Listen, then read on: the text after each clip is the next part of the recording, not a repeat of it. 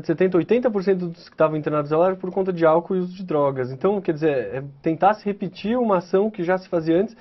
E que era ineficaz, comprovadamente ineficaz. É comprovadamente ineficaz. A gente vê, assim, também dados mostram que 98% das pessoas que são internadas contra a sua vontade recaem logo depois que saem. Quer dizer, se depende da vontade da pessoa, do que ela está querendo para ela, você ir contra e fazer alguma coisa à força com ela, não vai adiantar em nada. E, que nem o Ariel estava falando, só vai complicar mais ainda, porque um problema que essa população vive é uma dificuldade, um estigma muito grande, uma dificuldade de ter acesso aos serviços, aos lugares em que toda a população tem direito, mas eles não conseguem acessar esses serviços, uma dificuldade dos agentes de rua se aproximar deles, e algo violento imposto dessa forma só aumenta mais ainda essa distância e dificulta ainda mais esse trabalho. Se não, é uma situação que ela é extremamente complexa, e se a gente não olhar de uma forma complexa, tentar lidar de forma complexa com isso, a gente nunca vai conseguir fazer frente a isso, né? Cristiano, você não acha que, de certa maneira, veja, como disse o Ariel, internação individualmente pensada, há casos em que será necessária internação, ninguém está discordando disso. Mas a internação compulsória, a internação como medida generalizada, ela não é uma forma do Estado e da sociedade se desresponsabilizar de um problema que também é dela. Quer dizer, o caminho não deveria ser exatamente o contrário, se corresponsabilizar pelo problema é criar meios de tratar e não simplesmente de isolar todo mundo. Exatamente, eu penso dessa forma, eu acho que o tratamento tem que ser feito, a prevenção tem que ser feita desde da infância, mas a gente não pode esquecer dos casos que já estão com a predisposição, que já estão no uso abusivo, que já estão consumindo a droga sem controle. Eu sou a favor da internação compulsória, mas eu sou a favor da internação compulsória em lugares especializados para receber esse tipo de internação. Não adianta, como o Ariel falava mesmo, colocar uma pessoa dentro de um hospital, sedar ele dia e noite, e daqui a 3, 4 meses liberar ele para conviver com a sociedade novamente, e essa pessoa não ter suporte nenhum, e o único refúgio que ele conhece para libertar a dor dele e o sofrimento que ele sentia é o crack ou as drogas, né? Então eu acredito que assim, se nós temos uma doença hoje, porque a dependência química é uma doença comprovada, e se nós temos um filho doente dentro de casa, a gente pergunta para ele se ele quer ir no médico? A gente não pergunta, a gente pega ele e leva no médico. Eu acho que a dependência química tem que ser tratada dessa forma também, né? Se o filho não está tendo a condição e não está tendo a aceitação de que ele precisa de uma recuperação, ele tem que ser... os familiares, os pais têm que se responsabilizar por isso aí e têm que tomar as providências necessárias. Então, mas quando a família se responsabiliza, a internação não é compulsória, né? A internação compulsória, tal como a lei está prevendo na cidade de São Paulo, por exemplo, você recolhe da rua interna e acabou, certo? E depois comunica. É uma decisão do Estado e não da família. É isso, Ariel? Hoje, por exemplo, nós temos 2.000 pessoas na Cracolândia, né, segundo a própria Polícia Civil, e 317 leitos de internação em toda a capital. Onde é que vai colocar essas 2.000 pessoas? Então já não tem os locais adequados, né? Eles dizem que vão contar com comunidades terapêuticas, que o Cristiano sabe melhor que eu, que essas comunidades elas também não obrigam as pessoas a ficar. Exatamente. Elas fazem um trabalho todo de conscientização, de ajuda mútua, de autocontrole. E nem todas estão suficientemente preparadas para suportar uma internação em tempo integral. Sim, ou estou errado? Uma outra questão era que o Ministério da Saúde, a área de saúde pública, também reconhecesse o trabalho das próprias comunidades terapêuticas, que acabam também não sendo reconhecidas e que tem um trabalho importante, até porque eu acho muito importante quando pessoas que já sofreram na pele, que já passaram por situações e fazem esse trabalho.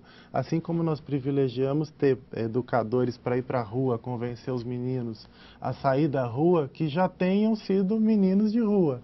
Então eles têm mais condição e mais propriedade do que eu ir lá com o meu terninho convencer o garoto a deixar a rua. Então acho também importante esse trabalho que as comunidades fazem. Agora, Ariel, deixa eu colocar uma pimenta nessa conversa aqui, porque esse debate é também um debate complexo, como você mesmo disse, né? Essas situações não permitem, você tem toda a razão, saídas simples. Mas a gente sabe também, sabe pela mídia, mas sabe por estudos que as comunidades terapêuticas, quer dizer, a sociedade civil se organizar para ajudar, nesse atendimento, embora isso seja louvável e seja muito interessante, há problemas. Quer dizer, há muitas comunidades terapêuticas cujo enfoque é um enfoque doutrinário, ou leigo, ou, enfim, você tem muitas vezes boa vontade e pouco mais do que isso. Não seria importante, quer dizer, se para admitir as comunidades terapêuticas também você ter uma espécie de marco regulatório e de controle social e do Estado sobre a qualidade do serviço que se oferece ali, cristiano, que é e que construiu... Existe a FEBRACT, né? Que é a Federação Brasileira de Comunidades Terapêuticas, que seria o órgão responsável a fiscalizar. Hoje em dia a gente sabe que tem muitas comunidades por aí que não tem nenhum alvará de funcionamento, não tem o mínimo de higiene, não tem o mínimo de pessoas adequadas para trabalhar com os dependentes, né? O que é exigido assim, né, por lei e pela própria FEBRACT.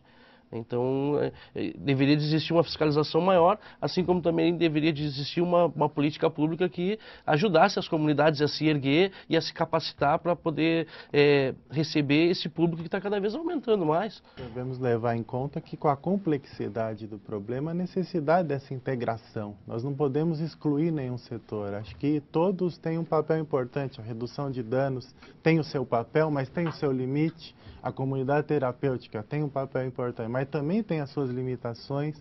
Os centros de apoio psicossociais, que certamente é a melhor iniciativa que o governo federal tomou nesses últimos anos nessa questão.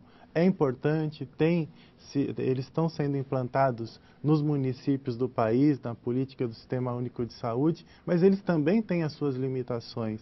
Então, os próprios serviços que nós temos de crianças em situação de rua, de fazer abordagem, convencer para que elas deixem as ruas, os abrigos, os albergues, todos têm a sua contribuição importante nessa área. O que falta é que ocorra uma integração entre todos esses serviços. Ou seja, né? Falta uma política até a que questão da incompletude institucional. Nenhuma instituição é completa. Nós vamos se completar a partir do momento que nós atuamos em conjunto de forma integrada. Agora, nós temos situações que cabem a internação compulsória. Por exemplo, tem um adolescente que nós atendemos que só no ano passado deu 30 entradas no abrigo, mais 60 no centro de apoio psicossocial, mais 15 na comunidade terapêutica. Então não há mais o que fazer a não ser rezar ou esperar o enterro dele. Então, nesse caso, nós temos que pedir uma ordem judicial e tentar uma internação compulsória. É o último recurso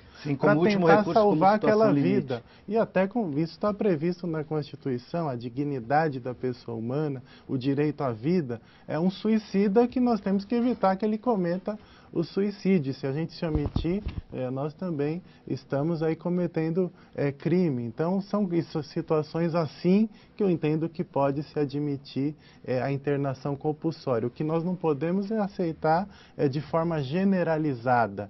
Os programas sociais já devem saber quais são aqueles que os programas não conseguiram resolver as situações, que a redução de danos não deu certo, que a comunidade terapêutica também não conseguiu solucionar, que o abrigo não está conseguindo conter e que daí são situações específicas que a gente tem que justificam aí plenamente esse tipo de medida e eu acho que a grande questão que essa polêmica da internação compulsória traz é de pensar uma ação para uma população, em vez de pensar caso a caso, você pensar uma população em geral. Quer dizer, qualquer um que você identificar como usuário de crack merece ser internado à força.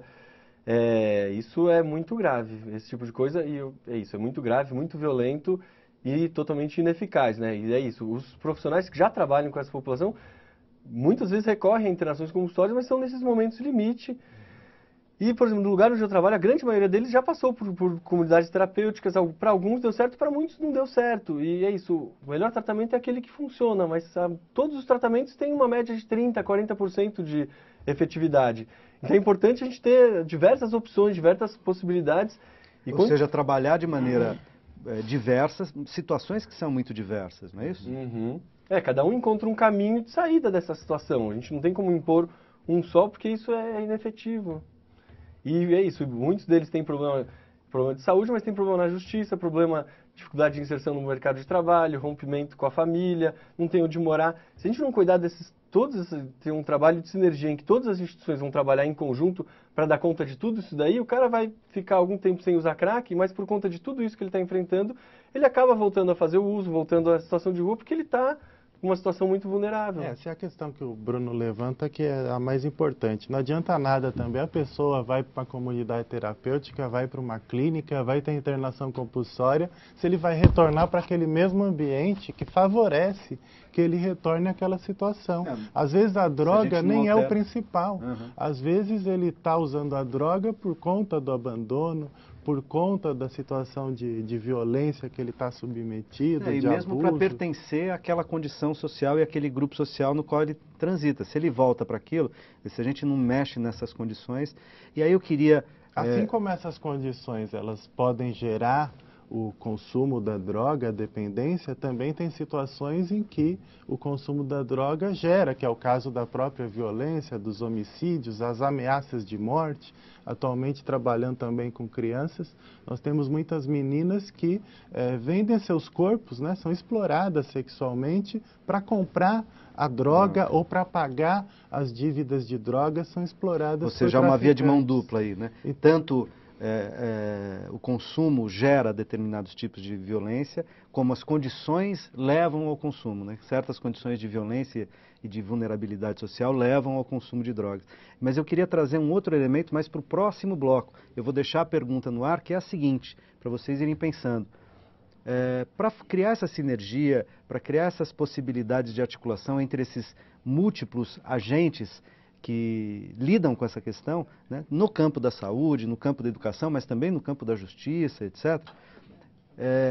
Uma das dimensões necessárias não seria a gente poder pensar o estatuto, né, o modo como a gente entende e lida com as drogas? Quer dizer, não há ainda uma visão moralista ou de muito conservadora para lidar com as questões das drogas. Estou querendo dizer o seguinte: às vezes não há um certo grau de hipocrisia, como se a gente pudesse imaginar uma sociedade ideal, assim, sociedade onde não existe droga, ninguém consome droga e tal, e as pessoas que defendem isso tomam o seu uísque, tomam seus medicamentos, ainda que prescritos, porque são drogas, fumam o seu cigarro, enfim, não é preciso mudar o modo como a gente encara as questões das drogas, mas daqui a pouco, depois de um rápido intervalo, a gente já volta.